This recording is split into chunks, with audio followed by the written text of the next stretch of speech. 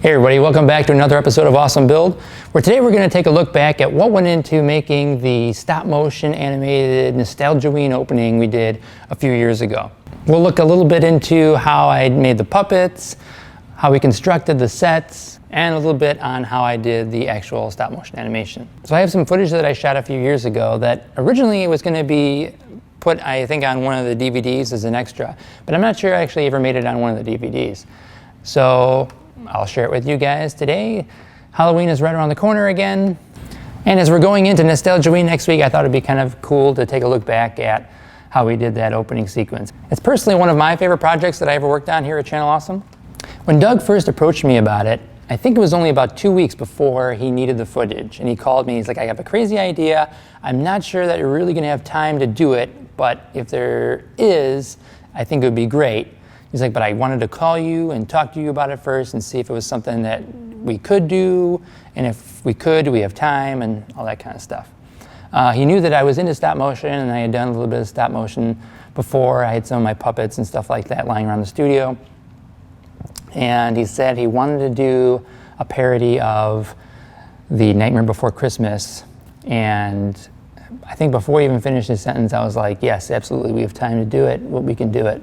Even at the time, I was kind of like, I don't know necessarily how it's all going to turn out or what's all going to go into it, but I can't pass up this opportunity.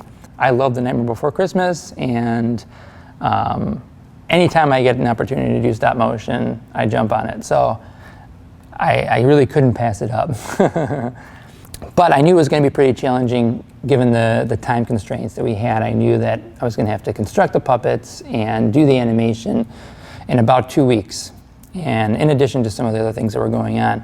Yeah. So I enlisted the help of Barney and Rob, and I just kind of worked on the puppets, and they built the set. And the animation we did in about 2 days. Yeah. As soon as I constructed the Doug Skellington puppet, I started shooting some animation as kind of a test animation. And that actually wound up being a good portion of the walk cycle that we used in the animation.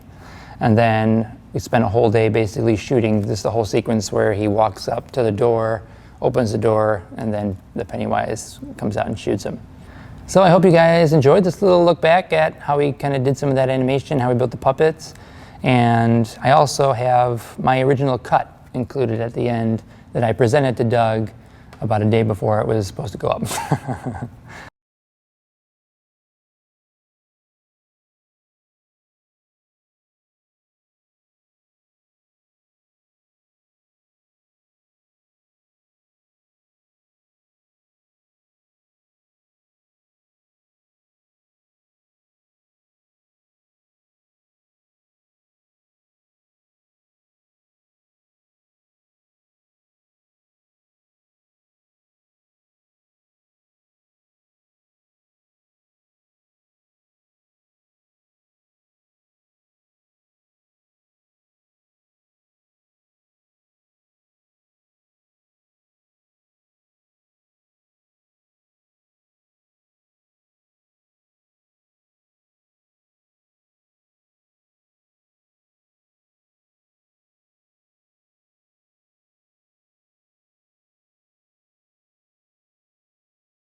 Hey, we're here at Channel Awesome Studios. Right now we're in the workshop art department, I guess. So yeah, a lot of people have actually been really curious about how we did the stop motion animation for the opening sequence and the Nostalgia-Ween episodes. I thought it'd be kind of fun to show you guys a little bit behind the scenes, show you how we did it, and yeah, let's come on. Okay, well here is the Doug Skellington puppet. As you see, it's about 12 inches tall. The armature is made out of thin gauge aluminum wire that I then covered with thin aluminum tubing to give it sort of, you can keep the shape, but it still bends. It's just jointed the way it would be on any sort of normal person, I guess. And the heads are the only things I really sculpted. The head removes, and as you can see, I've got some replacement heads, and yeah, it just pops on. And so he has the different expressions. And the suit, I kind of cheated. I made it all out of duct tape. I wanted to, it used to be very thin and everything, and I wanted to keep that very sleek kind of look, and I had some black and white duct tape, and so I thought, all right, sure. So he's got a white duct tape shirt, duct tape suit. I had to build it fast. So. I guess little things like the tie is actually duct tape too that I painted red, and there's a wire in it so that I could animate the tie too. But that's basically it. I'll show you a little armature to kind of give you an idea of what it looks like before I covered it up. But the heads themselves I sculpted with white Sculpey, just Sculpey original basically. And I kept the original shape once the original color. Once I fired it in the oven, I kind of gave it that sort of almost bone kind of color. Used a really thin mixture of paint and ink to get the details kind of highlighted and paint the eyes and stuff like that. But yeah, that's about it. And then it's got of course, the little hat too that kind of I could switch in between puppets. But the way I made the clown puppet is a little bit different. I'll show you guys.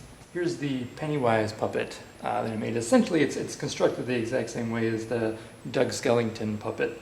In fact, here's a wire armature here. This is all the puppets kind of look like this underneath. I've got just a thin gauge aluminum wire. I've got it doubled up and covered with this aluminum tubing. The fingers are made out of like a thin copper wire, essentially as you can get at any hardware or hobby store.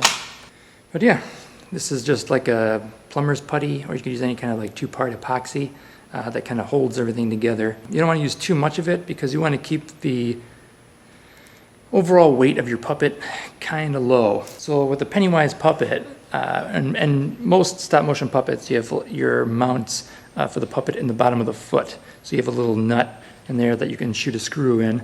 So then the puppet makes a placement on the stage. You shoot a hole through the stage, tie it down with a screw, and then move the puppet for the next step. Shoot a hole through your stage, tie it down with a screw. So the puppet has to be able to hold its entire weight for a lot of filming on just one foot a lot of times, especially if it's making a step or a leap or something. So you have to make sure that you keep the weight of your puppet pretty low. That's why I use usually aluminum is really lightweight. I cover the puppet, this one anyway, with just a couch cushion foam. As I said earlier, it's got a really crudely made costume. It's scraps of other bits. In fact, funny thing about all the yellow kind of parts of the costume was I didn't have any yellow material, so I took the Bumblebee Transformers Halloween costume that we had left over from demo reel and found the yellowest bits of fabric and cut it out and essentially just glued it to the foam. So that's how that was made. The difference kind of with this puppet as opposed to the Jack puppet. The Jack one I made, or Doug I should say, the Doug Skellington puppet, was made with several replacement heads with different expressions. This one, because he was basically, I wanted him to pop out and he does the laugh, I wanted to animate that. So, move that. How I made this one is I sculpted the face out of Sculpey and made a mold and poured liquid latex in the mold and peeled it off and basically got a mask and just put the mask over basically a head that I had sculpted to retain the shape.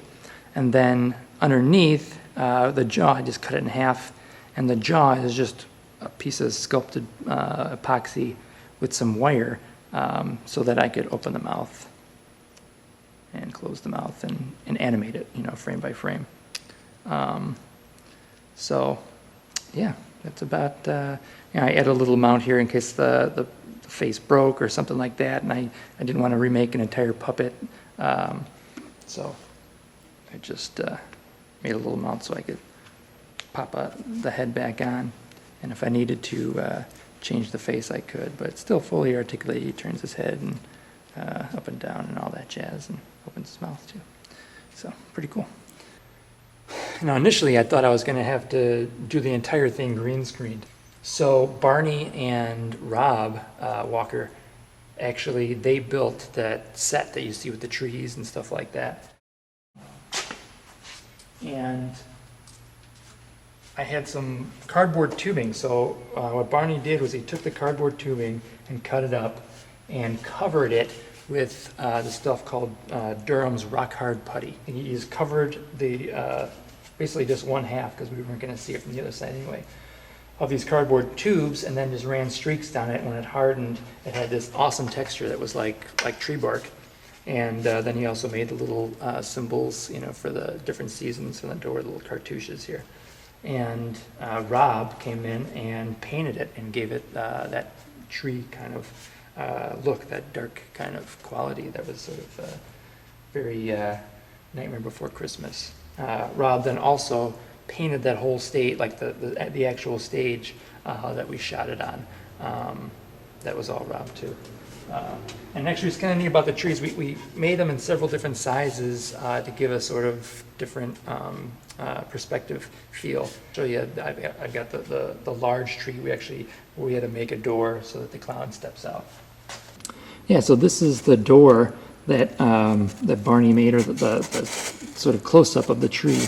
What we did is, you know, it's basically the same thing. It's just a larger piece of the cardboard tube, the back cut out so that I could animate the puppet from within.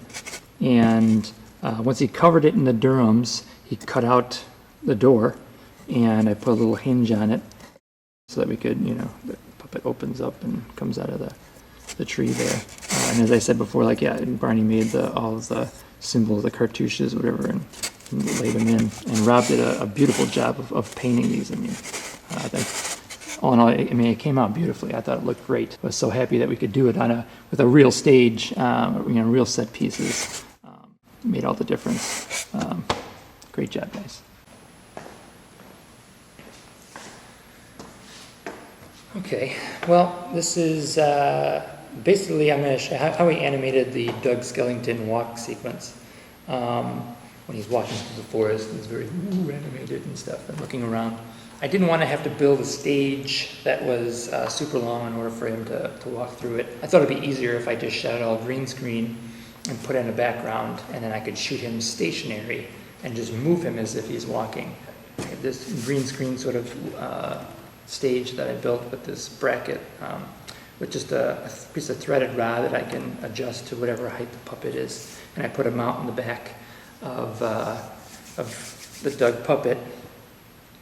And then this way, he stays in one spot, but I animate him as though he's walking. And you move him, get out of the way, take a picture, move him, get out of the way, take a picture. And you do that essentially 24 times per second, 24 frames a second. Kind of cheated a little bit because we were sort of strapped for time. So it was kind of an old trick. Basically, we shot, this one was 12 images per second. So we doubled up the amount of images. So then it still has the 24 frames, but that's all why it looked a little bit jerky, not as smooth. And this one is a little bit different than the clown puppet, because as I said with that one, we had to screw a hole through the bottom of the stage, lock it down with the screw, there's a nut in the foot. With the Doug puppet, the feet were so small that I really couldn't put a mount in the bottom of it anyway. By the time I got done doing the walk cycle, his leg broke.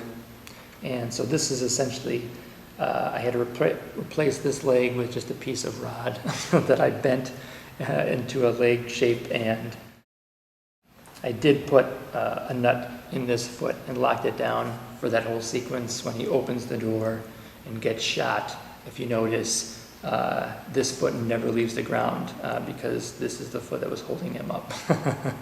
I didn't want to have to put the rod in for that sequence because we actually built the stage for that, and I didn't want to have to erase the rod out of that. It would have been a huge pain. I'm not even sure if it would have been possible to really do, because the rod would have been blocking part of the stage. Yeah, that's a little bit of the behind the scenes.